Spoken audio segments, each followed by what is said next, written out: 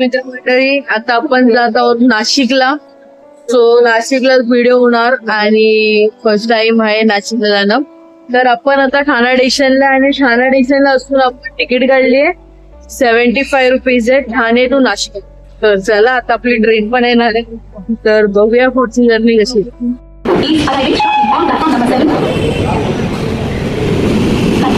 आता आपण नाशिकला उतरलो आहोत. आता आपण पुढे जाणार आहे त्र्यंबकेश्वर मंदिरात दर्शन घेणार. पण त्याआधी आता 10:30 झाले, तर खूप भूक लागली आहे. तर बघूया नाशिकचं फेमस आपल्या इथे काय खायला भेटतं.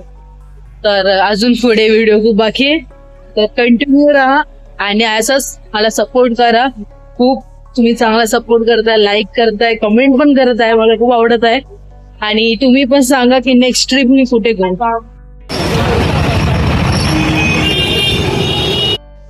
मंडळी तो रस्ता आपण ट्राय करणार आहे. त्याला मिसल पाव सुद्धा खाल्लाय, पण रस्ता सोबत नाही खाणार आहे. बघूया. मुंबईत नाही शेवभाजी सुद्धा खाल्ली, जरा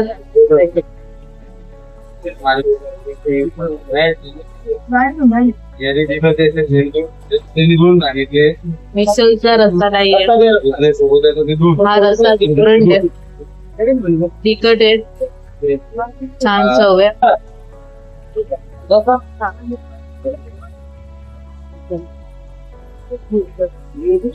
रस्ता इथला आहे. शेव पावचा 50 तर आपण बघितला. आणि बाकी असेल हॉटेल जुनं होतं पण स्वच्छता होती.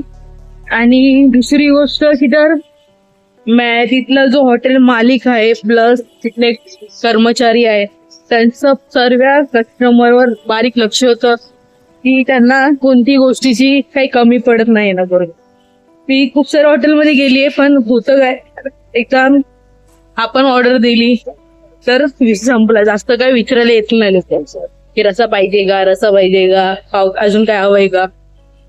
बरोबर, एकदा देऊन देतात तिथे संपला. पण इथे तसं नाही, ते तुम्हाला चांगली सर्व्हिस प्रोव्हाइड केली आहे. असं नाहीये की माझं मी व्हिडिओ पण असं दाखवून करत नव्हती, तरी पण त्यांनी प्रॉपर मला एक चांगली सर्व्हिस, मलाच नाही तर खूप साऱ्या लोकांना चांगली सर्व्हिस देत, हे मी नोटीस केलं. आणि छान आहे, एकदा या आणि ते ट्राय करा. आत्ताच जेवण तर झालंय, म्हणजे नाश्ता झालाय आपला. तर आता जायचंय त्र्यंबकेश्वर. त्याच्या रिक्षानी पण जाऊ शकतात आणि बसनी पण जाऊ शकतात. आपण जाणारी बस, अशी आपल्याला बस भेटली आहे नाशिक रोड टू त्र्यंबकेश्वर. याची तिकीट रेट आहे 70 रुपये. तर आता पुढे आपली अजून जर्नी आहे. आपल्या 12 ज्योतिर्लिंगांपैकी हे एक खूप छान आणि खास मंदिर आहे. तिथे त्रिदेव ब्रह्मा विष्णू महेश या तिघांचे दर्शन एकत्र घेतलं जातं. उतरलोय आणि आता आपण जात आहे मंदिरात. माझं फर्स्ट टाइम दर्शन आहे, तर बघूया कसं आहे. आणि फायनली आपण आता दर्शन घेणार आहे. सो कंटिन्यू राहा, पुढे पण अजून खूप गोष्टी बघायची आपल्याला. दिल्ली उचलो होतो, हे काय समोरून टिक्का विक्का लावला, पैसे नाही घेतले होते, मला फोटो काढून पण दिलं. प्रश्न असा आहे, हे चटके वस्तू ना पाहायला भेंडी चप्पल पण काढायची आणि नंतर माहिती पडलं की फिरून जायला लागणार आहे. आणि दुसरी गोष्ट, चप्पल ठेवायची असेल तर तुम्हाला घ्यायला लागणार. तर म्हटलं फर्स्ट टाइम आलोय तर घ्यायचं तर आहेच, पण इतके चटके वस्तू आहे ना. मंदिराच्या मुख्य मागे जो ब्रह्मागिरी डोंगर दिसतोय, तिथून दक्षिण गंगा म्हणून ओळखली जाणारी गोदावरी नदीचा उगम होतो. 18व्या सेंचुरीमध्ये पेशवा बालाजी बाजीराव म्हणजे नानासाहेब यांनी हे मंदिर पुन्हा बांधलं होतं. सांगितलं जातं की त्या काळात हे बांधायला जवळपास 16 लाख रुपये खर्च आले होते. या मंदिराच्या बांधकामासाठी तब्बल 31 वर्ष लागली होती. त्र्यंबक मध्ये गौतम ऋषी आणि त्यांची बायको इथे राहत होते आणि शेती करायची पोट भरण्यासाठी. पण एके दिवशी त्यांच्या शेतामध्ये गाय आतमध्ये आली. तिला बाहेर काढण्यासाठी त्यांनी खूप प्रयत्न केला, पण त्या प्रयत्नामध्ये तिचं निधन झालं. पण त्या टायमाला गौ हत्येचं पाप खूप मोठं मानलं जायचं, आताही मानलं जातं. बट त्या पापाचं शुद्धीकरणासाठी त्यांनी त्र्यंबकेश्वरमध्ये च्या जवळ ब्रह्मगिरी डोंगरावर जाऊन महादेवाची तपस्या चालू केली.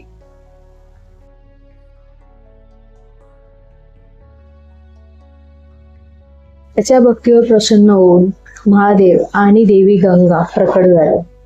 भूमीला पवित्र करण्यासाठी गंगा गोदावरी नदीच्या रूपात खाली उतरली आणि कुशावर्त कुंडार जे त्र्यंबकेश्वर जो मंदिर आहे त्याच्या 200 किलोमीटरच्या अंतरावर ते एक क्षेत्र आहे, तुम्ही जाऊन येऊ शकता. तिथे ती एकत्र झाली. आणि आता तुम्ही तिथे गेलात ना, त्या कुंडामध्ये 12ही महिने तुम्ही कधीही जा, दररोज पाणी असतंच. पुढे बघायला गेलं तुम्हाला सांगितलं तर नानासाहेबांनी जे पेशवे होते या मंदिराचं मुख्य ज्योतिर्लिंगासाठी खास सोन्याचा मुकुट अर्पण केलं. या मुकुटाचे वैशिष्ट्य म्हणजे यात मौल्यवान रत्ने जडवली गेली आहे. आणि अशी जुन्या माहितीमध्ये दिसून येते की ऐतिहासिक सोन्याचा मुकुट आजही त्र्यंबकच्या मंदिरात सुरक्षित आहे. दर सोमवारी दुपारी 4 ते 5 वाजता पेशव्यांकालीनचा सोन्याचा मुकुट दर्शनासाठी बाहेर काढला जातो आणि पिंडीवर ठेवला जातो.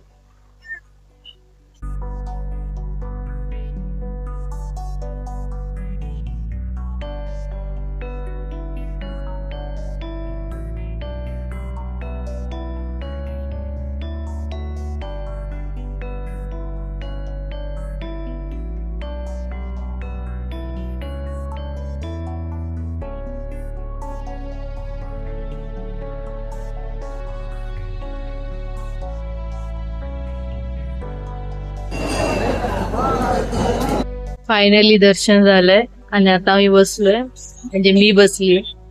आता इथून जाणार पंचवटी, पण त्याच्या आधी काहीतरी जेवून घेऊया. बॅटरी पण लो आहे, चार्जिंग कुठेतरी लावूया आपण, कारण की अजून खूप शूट करायचं आणि घरी पण जायचं. तो चला.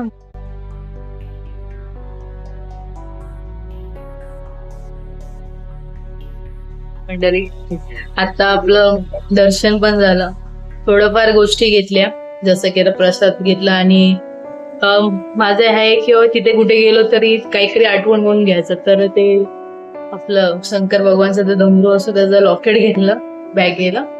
आणि आता आली आहे मी जस्ट जात होती बससाठी, पण आपलं पंचवटीला जायचं, तर तिथे जाता मला एक इंटरेस्टिंग गोष्ट दिसली, ते म्हणजे मसाला दूध.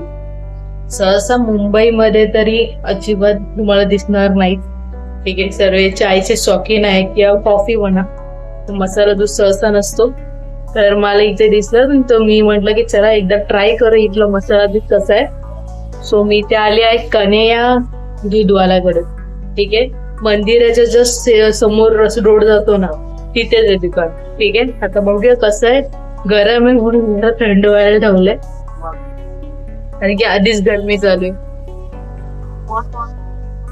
बघू शकतात फुल मलाई आहे. मला माझा रुमाल घ्यायला पकडण्यासाठी. चला आता टेस्ट करूया आणि निघूया पुढे, कारण की लेट होत आहे आपल्याला.